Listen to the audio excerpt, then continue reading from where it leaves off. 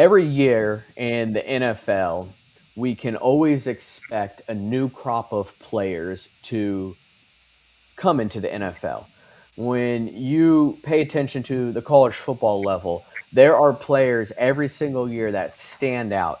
And we have what is called a combine to hopefully get better information when it comes to players. But every year there's always a handful of players that you know are going to be a number one draft pick. You know is going to be a future star in the NFL, and then you have your typical diamond in the rough that ends up being the greatest of all time, named Tom Brady. You never know what you're going to get. But this past week, we witnessed something amazing in college football as we had the national championship, and we witnessed someone solidify themselves as the number one draft pick. I'm your host, Matthew Raridan, and this is the Snap Count Show.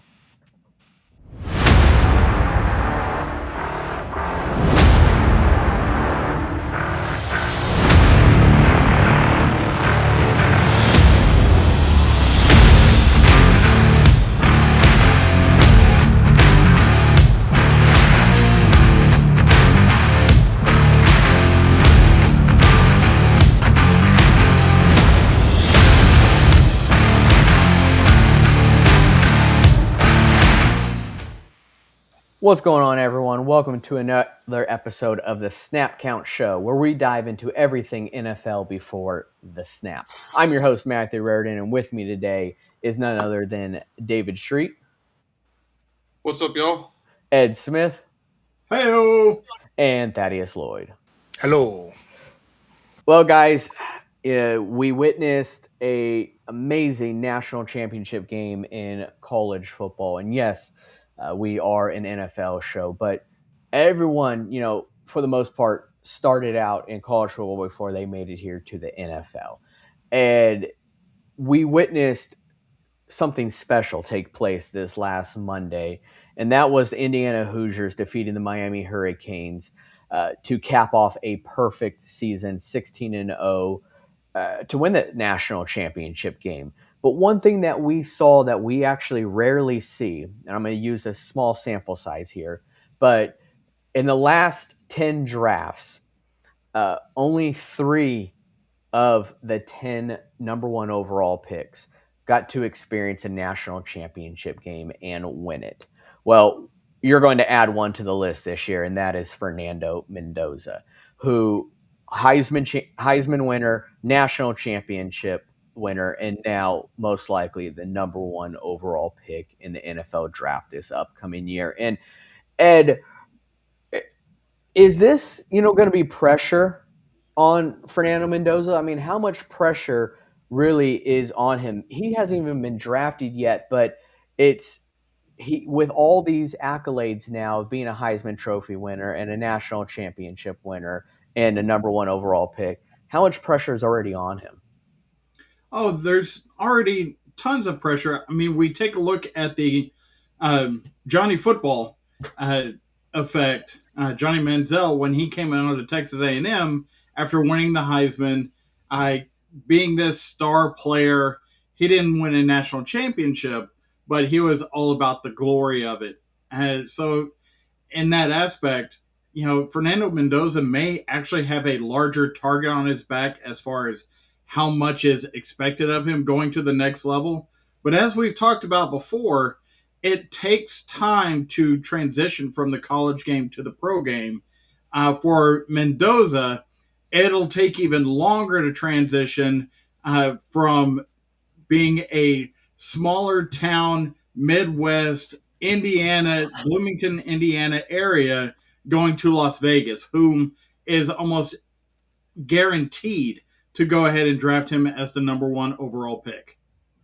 Yeah, I mean, and they'd be dumb not to, but at the same time, it's also the Raiders we're talking about. But David, there's levels to it because you look at some of the past national championship winners at quarterback position. Will Howard, who's third string quarterback right now, JJ McCarthy, who's dealing with nothing but injuries. Stetson Bennett, I don't think he's on a roster anymore. So I think that kind of alludes more to it, David, of the pressure that is on Mendoza because there is levels to it. So I mean, can we expect great things, do you think, from him? Or do you think he's going to be another one of those guys that kind of just falls to the back burner?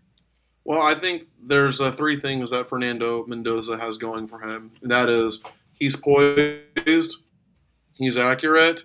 I mean, they were showing a stat during the game, or rather before the championship game, how in the two playoff games prior to Miami, he had 8 touchdown passes and 5 incompletions. I mean, that is just absurd. So he's poised, he's accurate, but he also,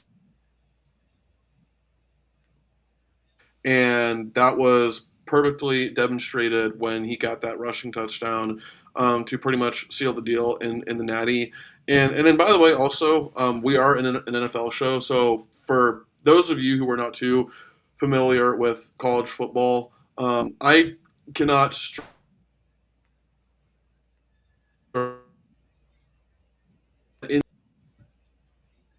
if you want to know how crazy it is, this would basically be the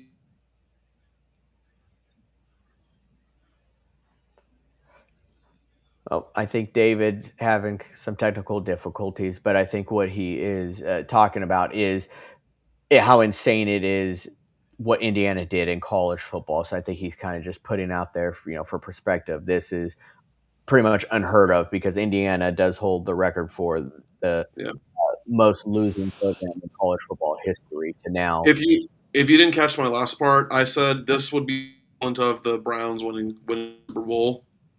Yeah. So, yeah, the equivalent for sure. But Thaddeus, I know you're not the biggest college football fan, but you are an NFL fan. And at the national championship game this last Monday, we saw the Raiders brass there. We saw Mr. Davis, and owner of the Raiders, and you had Tom Brady there, who's also a part owner of the Raiders, but no head coach. So for Fernando Mendoza, I mean, I know it is a blessing, to be drafted number one overall, but I mean, he's got to have the thought in the back of his head is, I really probably don't want to go to the Raiders. They don't even have a head coach right now. Yeah, it's a really tough position because that's why we've seen a lot of sophomore, even junior quarterbacks in college football. We're going back. We're getting paid. We're going to be still with our successful program. Mendoza really doesn't have that option this year, and so there's a 99.9% chance he is getting drafted by the Raiders. But again, like you said, they don't have their head coach. Now you can look at the positives. They have pieces there around him. You got Genty, you got Bowers, and you have one or two. You got Crosby on defense. You have some pieces there for a successful team. You're just gonna need to get the right head coach and the right offensive coordinator. Like we talked about earlier in the season, we've obviously seen highly drafted quarterbacks struggle in the NFL, but a lot of that is due to team culture and coaching. And so you're going to have to try to rely rely on that new head coach, whoever he is, to try and help develop Mendoza into a good NFL quarterback. How I look at when people get drafted, like I don't pay too much attention to the draft because it's a results based league. And I'm going to take a player and evaluate him on what he does on the NFL field, not what he did on the college field, because we've seen so many, highly touted college players be busts in the NFL. So just show me what you have in the NFL, and then I'll go from there. Before then, it's all a bunch of noise to me. Yeah, say Tim Tebow without saying Tim Tebow. Thanks, Thaddeus. But I mean, yeah, you did say though too, and it is important. I mean, to have Brock Bowers there, I mean, he's got to feel pretty dang good about that. I sure would love to have him as one of my targets out there. But yes, the head coaching thing, is a big deal, and that's something that I think we should now talk about is head coaching jobs in the NFL. There is still a lot of openings, but we have seen some filled. It does make you wonder who the Raiders are possibly looking at. Are they hoping to have an offensive minded coach? And that's the NFL right now. Is determining a young offensive minded coach, or we look in defense, what's it going to be?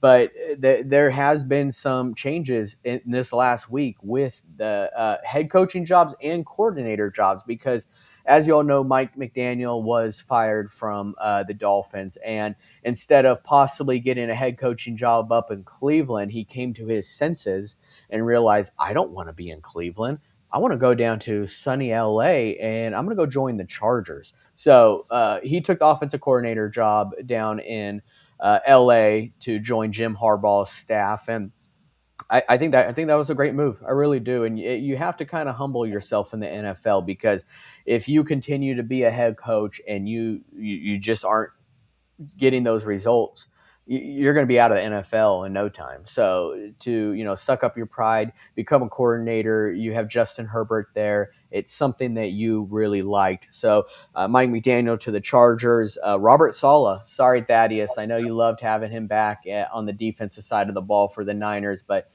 he's heading down to Nashville. He's going to be there for the Titans, who once again have a really early draft pick. So let's see what he could do down there.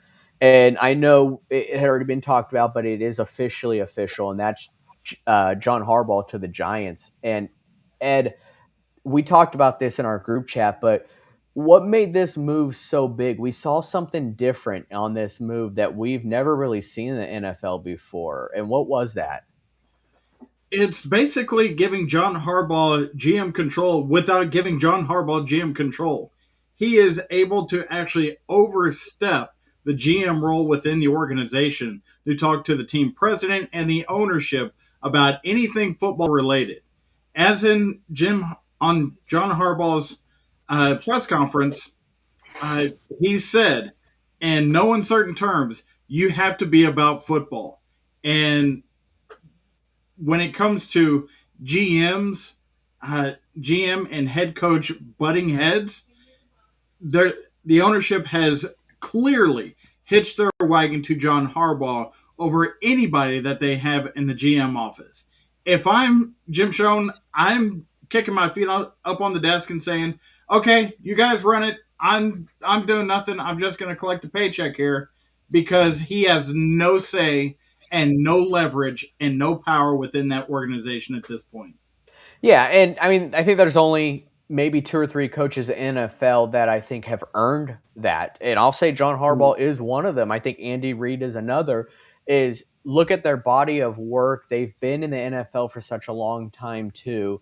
Granted, I know that Andy Reid is definitely a tier above John Harbaugh, but I just think that John Harbaugh has, earned that as well. But it is very interesting to actually hear that be put out there, because it's just something that we've never really heard before. Another move that happened, and this is not filling a position. Instead, this is creating a position, and that is Sean McDermott getting fired from Buffalo.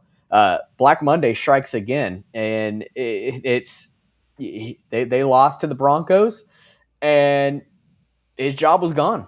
It's you can't really have these excuses much anymore in the NFL. I mean, you've got Josh Allen as your quarterback, and I'm sure that you're going to get both sides of this, people for it and people against it for whatever reasons. But David, I mean, when you have Josh Allen as your quarterback, you expect big things, and since that did not happen, I mean, how much of that really did fall on Sean McDermott?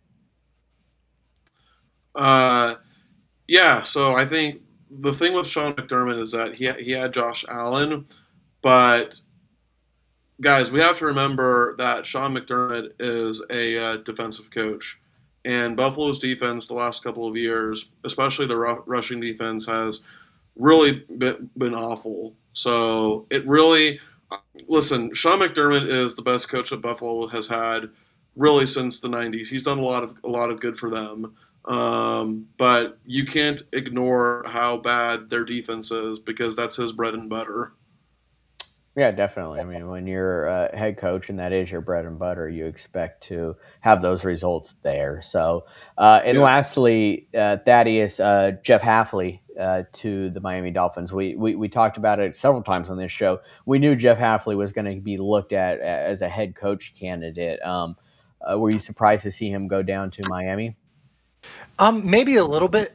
Obviously, he was a top candidate, and the problem for the Dolphins was was that a lot of the better hires were already taken. Like you want now, we obviously, I personally don't like head coaching. People interviewing for head coaches during the playoffs, but it's helped for some teams, and some teams like the Giants, like the Falcons, they got the best head coach candidates as quick as possible. Like you want to get those up. And so then other teams, the rest of these 5 or 6 teams remaining, have to choose like the second tier candidates. And it looks like the Dolphins probably got one of the best ones. Halfley's been one of the best defensive coordinators the past couple of years for the Packers. So they had to get not an offensive minded guy, but more of a defensive minded guy. So I'm really curious to see how this is going to pan out. I really don't know what's going to happen with the Dolphins. There is only one way to settle whether or not this was a good move by the Dolphins. Ed, are you happy or upset that Hafley's gone? Uh, I like Hafley as the Packers defensive coordinator. I know we're interviewing candidates right now like Al Harris, have him come home to Green Bay. Hafley going to the Dolphins. I don't think the defense was the problem. The defense was not the problem. It was Mike McDaniels not being able to work with Tua to get him to see the game as he should have. So Tua could not throw interceptions at the same clip that he was throughout the season. Then you turn the reins over to Sam Ellinger, uh, and they do okay. They kind of rally around him, but it's still a second tier quarterback for somebody that has been in the league a year. So that transition of being a rookie quarterback in the NFL, that's where it gets a little wonky, and you have to scale down the NFL offense to suit him to get him through the rest of the year. What they need, what the Dolphins I think need, is for Jeff Hafley to go in, say, okay, I got the defense. I'm going to hire an offensive staff that is going to be purely offense, and they will report to me, but that is their side of the ball. They have to take care of it. Absolutely. And before we get over to these games, I think to me, the actually most interesting and intriguing one that I am wanting to hear is I think the Baltimore situation. I've heard recently some rumblings about Jesse Minter is pretty much a shoe in there, but I've also seen a lot of mixed feelings with Lamar Jackson and the organization. It wasn't just him and Harbaugh bumping heads. It sounds like Lamar has thought about getting out of that organization. So, can they get a coach that's going to help convince him to stay? It sounds like they kind of have a handful going on in Baltimore. So keep an eye out on that situation there. But uh, there's gonna be more moves happening, and we're gonna be talking about it every time it happens. So stay posted on that. But for the main event of this show is the conference championship games. Okay, we are down to the final 4 teams. You got in the AFC the New England Patriots and the Denver Broncos. In the NFC, you have the Los Angeles Rams and the Seattle Seahawks. Uh, this is what's left. I mean, this is your heavyweight matchup. I know that people instantly are thinking this is bad for the NFL. No Mahomes, no Josh Allen, no big superstars. Well, boo hoo. I actually think this is perfect for the NFL.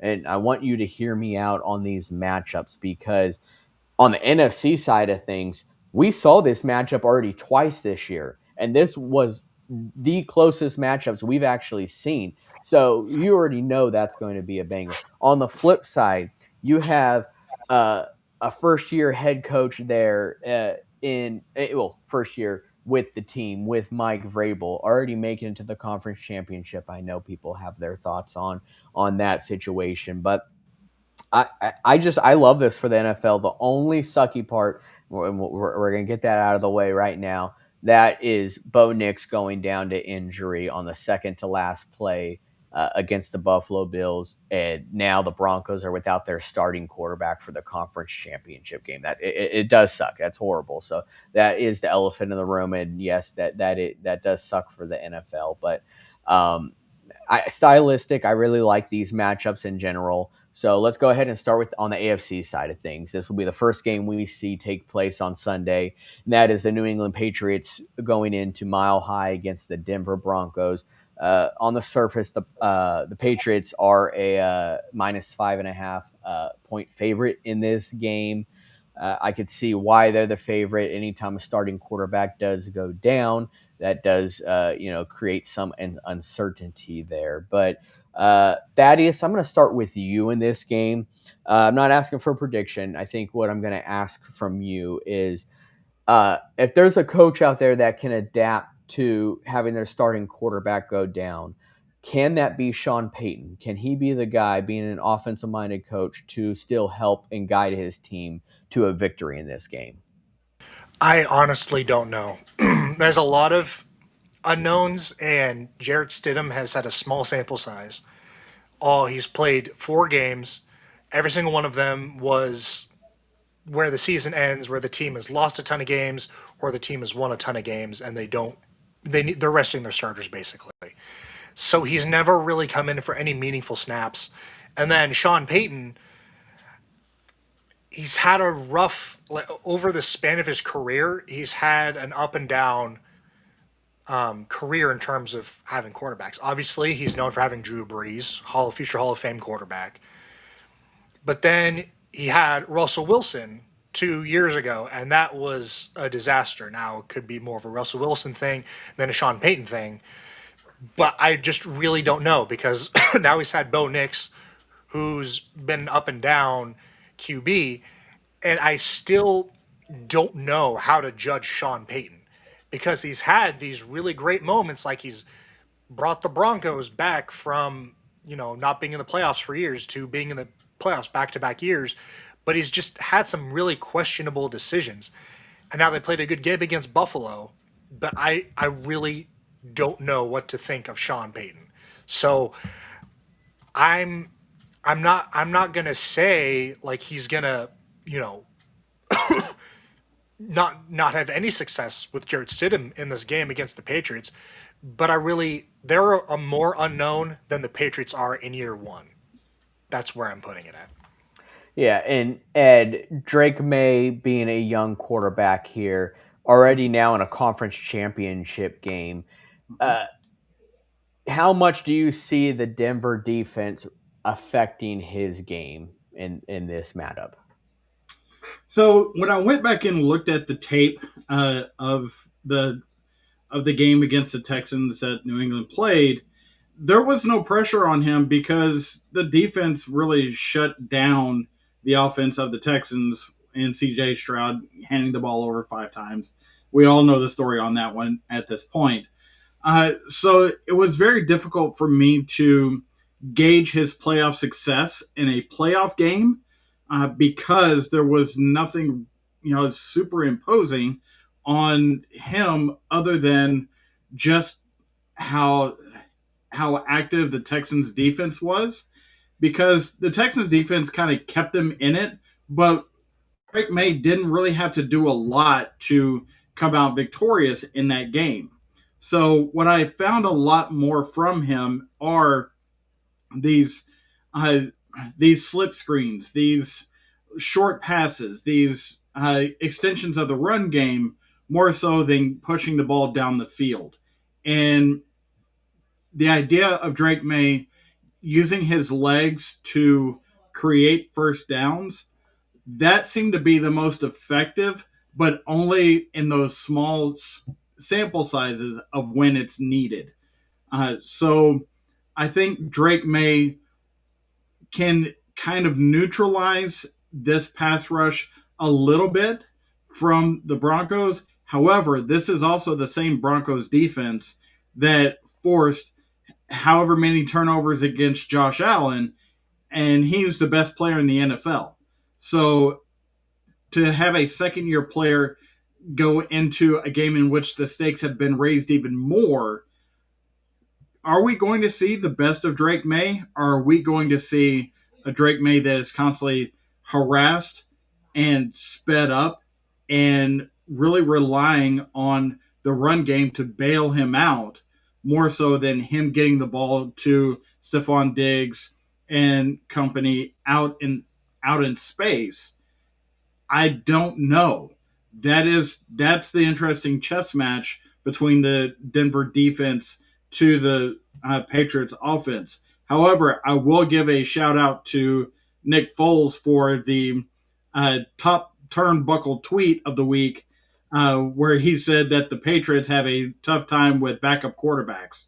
So, nice job there from Nick Foles. Yeah, it's definitely a nice cheap shot indeed. But hey, he did it. He made it happen. He's got a ring on because of it. So, but we did see Drake May get sacked 5 times though against Houston. But then again, when you have Daniil Hunter and Will Anderson coming at you, it's bound to happen. But I think the same thing though can be said with Nick Bonito and the defensive rushing of the Broncos. But David, does this game though kind of scream to you that it could be a very mirror image of what we already did see though with Houston and the New England? I mean, is it going to be a defensive style matchup for the most part with a lot of turnovers?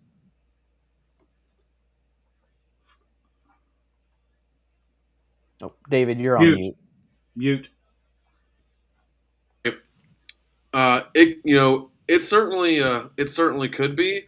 Um, something to keep in mind is that the best defense all season in terms of getting to the quarterback was Denver, no question. That being said, do you guys know who led the NFL in passer rating while under pressure? I'm going to assume Drake May. It was Drake May, 7 points higher than the next best quarterback in that category. And so obviously there's quarterbacks out there who seem to thrive. They seem to get better under Drake May has shown that this year, and so like even when I look at how much Denver gets to to the quarterback, I'm not really sure the pressures they get is really going to affect Drake May that much because we've seen how much he thrives when he's got defenders all up in his face.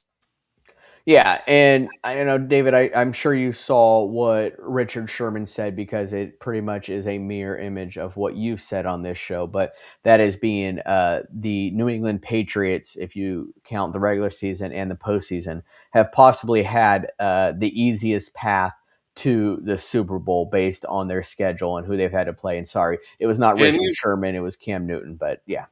Yeah, Cam Newton, and he is not wrong. I mean, listen, the Patriots deserve to be in the AFC title game, so not taking anything away from them. And yes, they can only play the team that are in front of them, and nobody knows how good or bad a team is going to be. But at the end of the day, that doesn't negate the fact that New England played a horrifically, pathetically bad schedule. Like it might be the worst schedule I've ever seen in my life. Like it was that easy. Yeah, well, I mean, I think two things can be right at once, and that is, yes, what Cam Newton is saying is 100% true. But secondly, it's also not the Patriots' fault. I mean, you look at because of how bad they were last year, you look at how the schedule is made, and some of those games that they have is based on because of their performance last year as well, and True, where they true. ended up in their division. So, but yeah, both things could still be right, but they still deserve to be where they're at, in my opinion. I think what Mike Vrabel has done there is great. But Drake May, too, I'm glad that you brought that up because Drake May carries himself already as if he's a veteran, in my opinion, just watching how cool he is and under pressure. So it just sucks because I would love to see Bo Nix in this game, and yes, part of me is saying that because I'm an Oregon Duck fan. But at the same time, this is the AFC Championship game. This is when you want your very best to be there when the spotlight is on. So, but it's not Bo Nix's game. It is now Jared Stidham's game. So the ball's in his court, and yes, sometimes when you have a small sample size of NFL film on a quarterback and it's a backup, that can play tricks on a team. So good for Nick Foles for posting that. But let's go ahead and go with predictions here. And Thaddeus. Oh, his, sorry. just historically, because I've been watching football for so long, this reminds me a bit of when the New York Giants played the Super Bowl against the Bills, and the starting quarterback for the Giants at that time, Phil Simms, was injured. So you had Jeff Hostetler, a journeyman quarterback that nobody had ever heard of, came in and actually won the Super Bowl against the Bills by playing a style of game that the Broncos are going to adapt. Keep in mind, Sean Payton is a Bill Parcells disciple who was the head coach of that Giants team. So he can rely on that coaching tree that he is a part of to kind of navigate what you want to see out of a team that is working with a backup quarterback in a situation like this. Yeah, no, I'm glad you brought that up, Ed. I think that's really important because he has been shown and taught this before on, kind of the ways. And so if there is someone that could adapt to it, he has it in his arsenal to do so. So, but yeah, so Thaddeus, AFC Championship game. Who you got winning? Who's going to the Super Bowl? I'm gonna for AFC. I'm gonna be sticking with the one team I got right last week, and that was the Patriots. It's just Jarrett Stidham. Too many unknowns. I know that Broncos defense is good, but they actually haven't been like elite, like top three elite, like the Seahawks and Texans have been. And I don't know if I can trust, like with the Texans now. Obviously, C.J. Stroud had a terrible performance, and I don't think the Broncos are going to have that offensively. But I don't trust this Broncos offense versus this Patriots defense. And then this Patriots defense is also kind of along the lines of that Broncos defense. They're really good, but not like super elite. So, but I really think because the Broncos offensively are going to have to do two choices: either they throw to Cortland Sutton or run the ball with R.J. Harvey. The problem is you're going to have Christian Gonzalez, a top three corner in the league, on Sutton, and then for R.J. Harvey, they lost Dobbins, and the run game just has not been the same since. And Harvey has had 30 a game the past couple of games. So I really just don't trust this Broncos offense. And I think the Patriots will be able to score enough like they did in the Texans game. Drake May's got really good escapability. He's one of the best rushing quarterbacks in the league, funnily enough, and he can avoid that Broncos pass rush. So give me the Broncos 21-10. Yeah, Or Patriots 21-10. Sorry. Yeah, I think in a game like this, they're really going to need to get Evan Ingram involved on the offensive side of the ball because, like you said, it's pretty obvious. It's got to go to Cortland Sutton, right? Or R.J. Harvey's getting the ball in the backfield. Well, I think this opens up a hole for Evan Ingram to possibly get some touches in too. But we'll see if that's the route that they go. Ed, are you seeing a kind of similar path as well? I'm seeing an even worse path for the Broncos in this game, and it has to do with the fact that it's Jared Stidham, but also uh, who's going to hike the ball to him because Alex Forsyth went out of the Bills game with an ankle injury, and you're supposed to be getting back Luke Wattenberg from injured reserve this week. So who's consistent? Who's going to be getting the ball to this guy? And on every snap. You take that, the center is supposed to be able to call protections. He's supposed to be able to navigate what type of snap the quarterback and how he likes to receive the snap whether it's under center or through shotgun, and all these other things. The center position is so important to how this offense operates. It's going to be almost impossible for Jared Stidham to get any kind of consistency and protections. So even if you go play action to give yourself a little time, can Jared Stidham get his head around like CJ Stroud couldn't against this defense? And I think that's just going to turn bad to worse for the Broncos offense. So I am actually going to take the Patriots here, 24-6. Yeah, David, I feel like we're kind of start a trend here. So go on, put it in your hands here. We thinking Patriots or Broncos?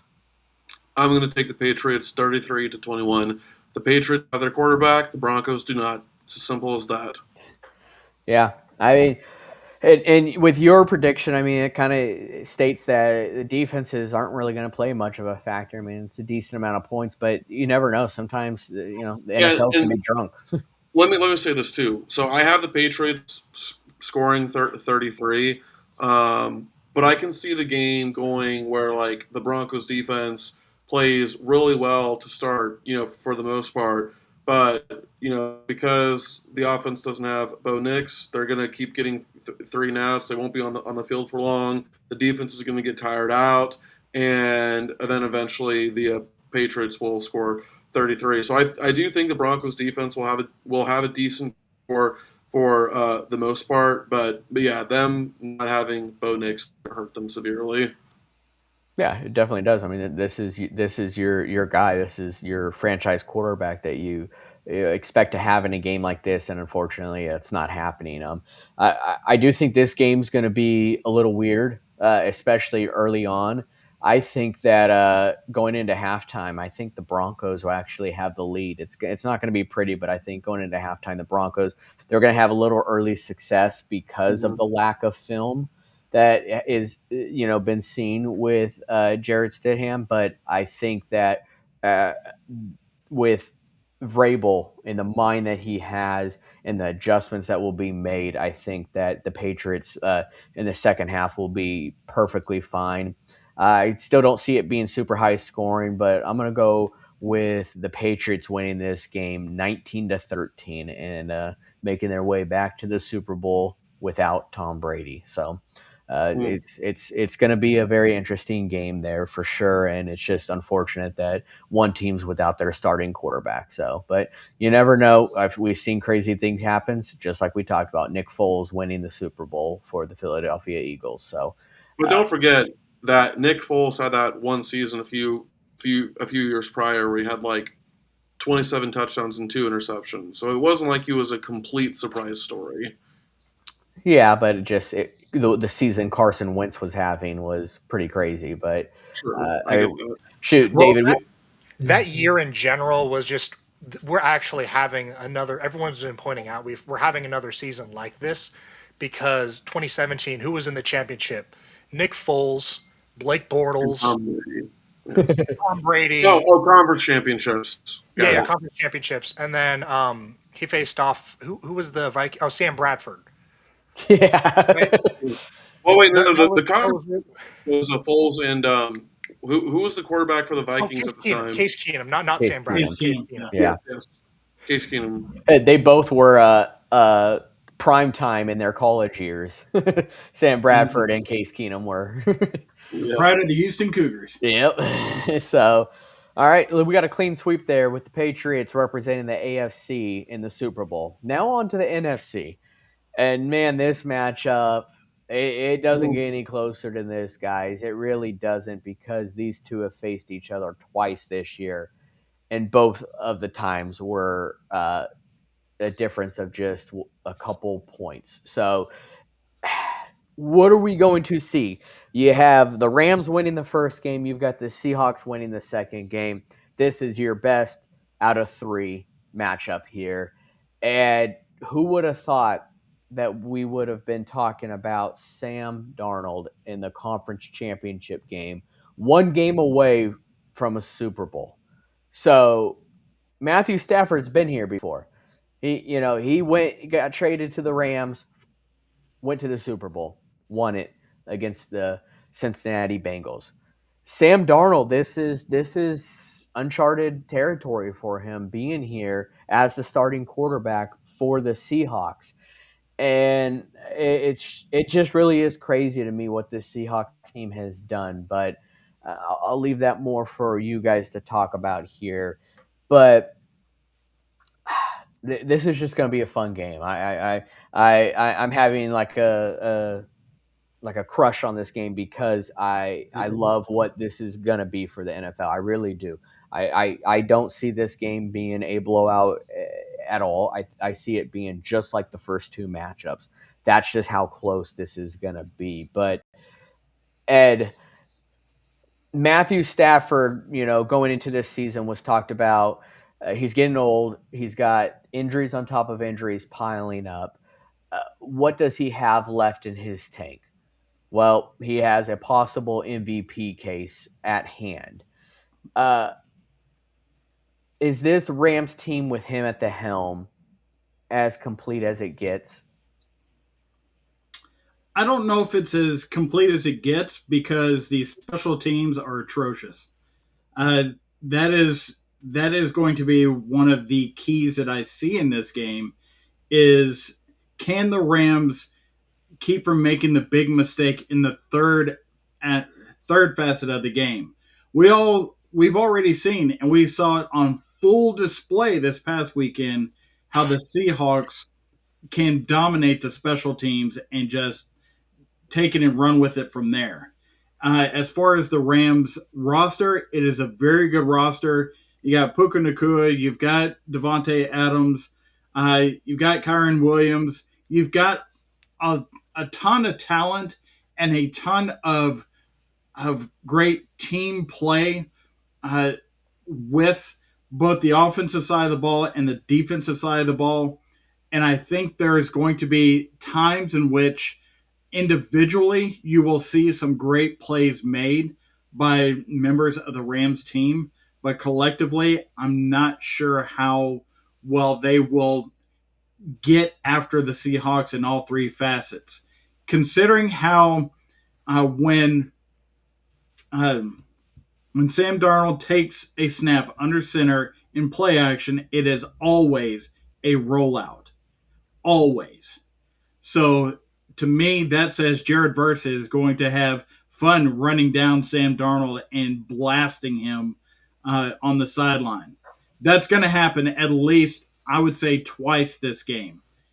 So that's what I mean by spectacular plays being made.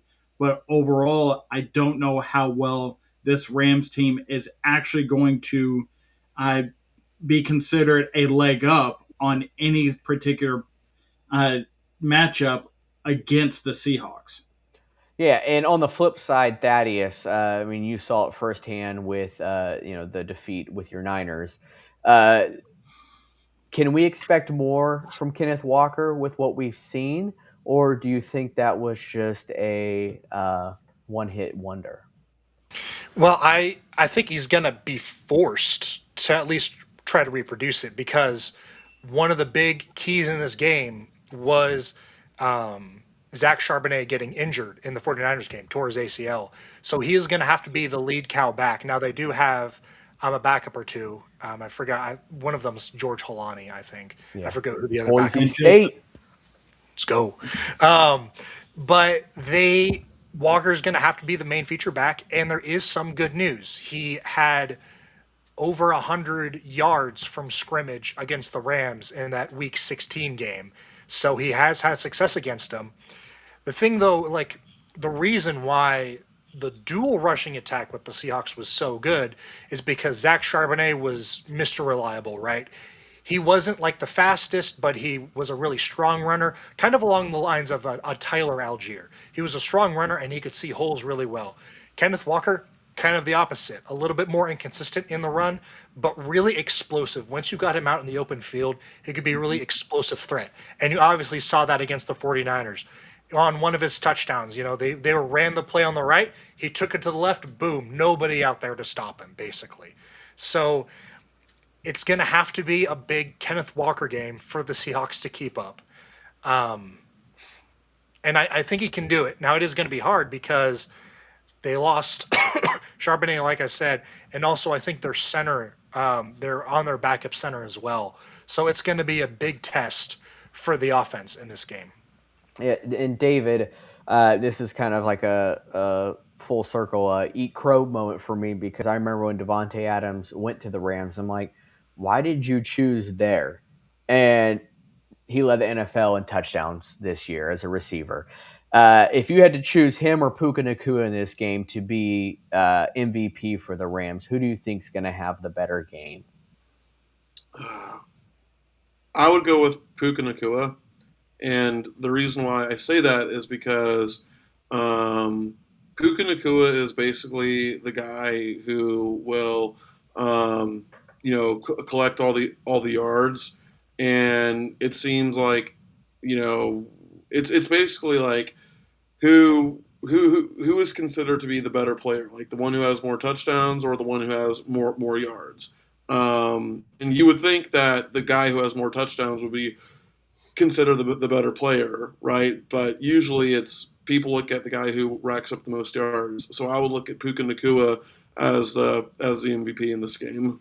Yeah, and I think Ed may agree with me here too, as him being our resident Packers fan. But uh, Devontae Adams may not be the MVP on the stat sheet, but I think with his veteran presence is what I think can make him the MVP in this type of game because I think he's able to coach more from being a veteran and being in this situation, before as to helping out Puka and some of the younger wide receivers. So I think just having him there, but just having him there to guard alone it's tough. Who are you going to guard, Devontae Adams or Puka Nakua? It's a toss up because they're both just that good and they can make you pay for it. So Especially if Devonte Adams has catches on the sideline like he did against Chicago. oh man, I mean he's one of the best. He really is. So it's and you can rely on him. I mean he's all reliable. He really is, and that's why when they're on the goal lines, uh, why he's getting those touchdowns is because he's all reliable. Why not? You're not gonna fix something that ain't broken. So it's that's why it's so easy and it's really opened up their game more because of it. And it's all mental, it's all psychology. You then start planning for that and then they change things up. But I want to go back to the whole Sam Darnold thing because this is Mr. Poltergeist himself. This is a full circle moment for him where he saw ghosts and now here he is seeing his sights on a Lombardi trophy. I never would have saw this. I'm going to be honest. When he signed this 3-year deal with Seattle, I thought it was, kind of a reach on their end a little bit because he had this one good year in Minnesota, and boy, has he proved me wrong. He went into this Niners game with an oblique injury. He was, late on the injury report. They had him questionable. We all knew he was going to play, but you have to put those things on there. But he has really surprised me this year. And let's be honest, if it wasn't for his turnovers in the first game, the Rams would have never won this game. But you can't play the shoulda, coulda, woulda because ultimately he did have all those turnovers. Uh, I think this game it's going to be the same. I think my keys to the victory for this game is for the Seahawks is Sam Darnold cannot turn the ball over. And for the Rams, just like Ed talked about as well, I mean, it's like he read my mind. Special teams. Guys, how many times has special teams played a big part in the playoffs alone? Not just the season, but the playoffs alone. And uh, the Rams, it's going to be big. Their special teams is definitely their weakest point. And if they leave it in their hands of the special teams to get them back in the game or win the game, it's not going to be pretty. They need to really, they really need to pull themselves away to win this game, in my opinion. Uh, Sam Darnold has proved me wrong all year. I can't bet against him in this game. I really cannot bet against him. I thought for sure we were going to have the Rams and the Patriots in this game, and it's pretty much going to be the battle of who's going to be the MVP between Drake May and Matthew Stafford. I got I'm just going to say it. I got the Seahawks winning this game, guys. I have Sam Darnold, the comeback story, the improbable, all odds against him. He led his team to a number one seed in the NFC, and he's going to lead his team to the Super Bowl. I'm not saying he's going to win it, but he's leading his team to a Super Bowl. Give me the Seahawks this game, 27-24, and note that I have it a 3-point game because I once again believe the Rams special teams is going to let them down. David, how you seen this game play out? So the way that I look at it is that you've got the best team in the league based on results versus what I believe is the best team in the league on paper. So the best team based on results is the Seahawks. The best team on paper, in my opinion, is the Rams. And I've made the point before about how the Rams kind of stumbled toward the end of the season. But I really truly believe that when they're clicking, there is no team that's better than them. And so I'm going to take the Rams 32-29.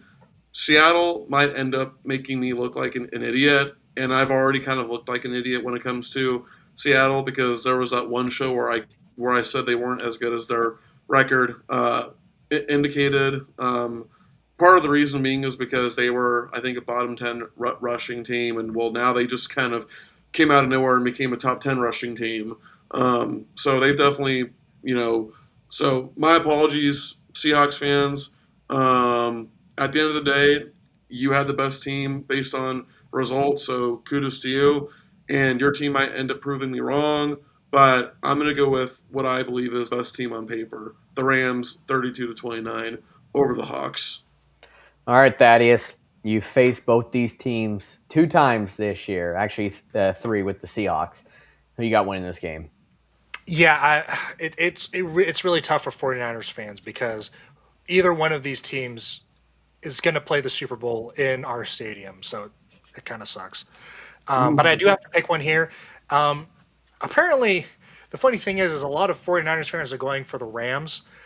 I'm rooting for the Seahawks, and I'm going to take the Seahawks in this one. As strange as that may sound, you know what? In reality, even if Sam Darnold turns the ball one, even 2 times over, I actually still think the Seahawks are going to win this game. Just that defense was so good. Now they went up against a really battered 49ers team and they just destroyed them like they should have. But like you guys have been saying, the special teams is what's probably going to make a difference in the game. I don't know if Shaheed's going to get another playoff special teams touchdown, but the Seahawks special teams are up here, the Rams special teams are down here. And that really makes a difference in the playoffs. Ask any person who's watched the NFL for at least a decade. Special teams are very important. So, especially in the playoffs. So, give me the Seahawks in this one. I also don't think, obviously, the Rams still put up 37 points against the Seahawks. That's obviously not going to happen again. Apparently, reports came out that the reason it was that is because they had like 1 or 2 Seahawks defenders injured that game, and they were trying out different things, and communication was off. So I do not expect the Rams to put up that many points again. Give me the Seahawks in this one. Like I agree with Matt, give the Seahawks by 3 points, 23-20. All right, Ed, how we feeling? So Thaddeus brought up Rashid Shaheed with the special teams touchdown. I'll give you another special teams player to watch, and that's Michael Dixon. This is a guy that won an MVP trophy in a bowl game as a punter. He is a guy that can control field position for the Seahawks in this game. He can flip the field like nobody's business. And that means a lot the deeper you go into these playoffs. And here we are at the NFC Championship game. So that's going to be a thing to watch as well. The other thing, and David brought this up, is that the Seahawks are the best team by results in the NFC this year. So, David, what did that earn them? The number one seed in the NFC. And what comes with that? Home field advantage. Exactly. This home field is so different from any other home field in the NFL that it is absolutely insane what happens in Seattle, in Lumen Field, in the playoffs. It seems like every time there's a playoff game there, something absolutely insane happens. You had the 2014 NFC Championship game with my Packers, and it still makes me drink to this day. Uh, you had Beastquake. You had the return that happened to start the game last week. Something's going to happen in this game that is completely in the Seahawks' favor, and there's nothing that the Rams are going to be able to do about it. I am taking the Seahawks 31-17. Yeah, I mean that is a great point that none of us even really brought up. Is playing against the 12th man in Seattle is not an easy task at all. And if they get that momentum early, like they did last week with Devin Hester 2.0 kickoff return to start the game, it's very tough to go against that. But one thing that I wanted to add with these two games, and it'd be a final point here, is this is also why I love it, is because it's completely split. On the AFC side, you have an offensive guy with Sean Payton going against a defensive guy with Vrabel. Same thing on this side of the ball. Sean McVay on the offensive side against a defensive genius in McDonald. So who's going to prevail, out of these stylistic matchups. Dave? I gotta say something, and I saw this on X, and it made me laugh out loud. Both conference championships are Mike versus Sean.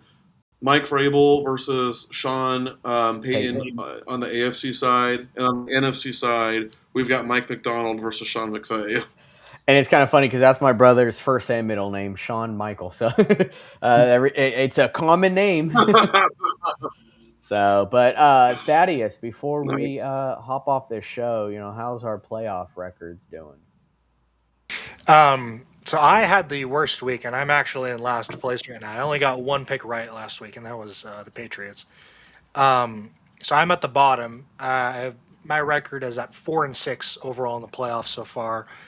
Then David and Matt are tied at 5-5, and then Ed is winning as well at 7-3.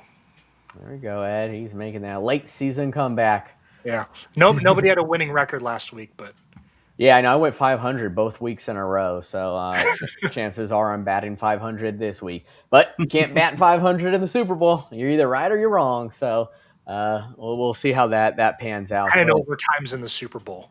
yeah, well, all four of us picked the Patriots, so I mean we already know where that kind of is. But some of us are a little split on this final on the Rams and Seahawks. Actually, only one of us is, but I think it's gonna be a great game, the Rams and Seahawks. So I mean I'll be pulling for the Rams, but I still think that the Seahawks do win that game. But we appreciate you guys tuning in. Please continue to do so. Please hit that like and subscribe button. Share these videos if you really enjoyed our content here. We'll let other people enjoy it too. Show them the way. Bring them to us. We would really appreciate that, and let us know your thoughts as well as your predictions in the comments section. But until next time, guys, that's the final whistle. We'll catch you next week.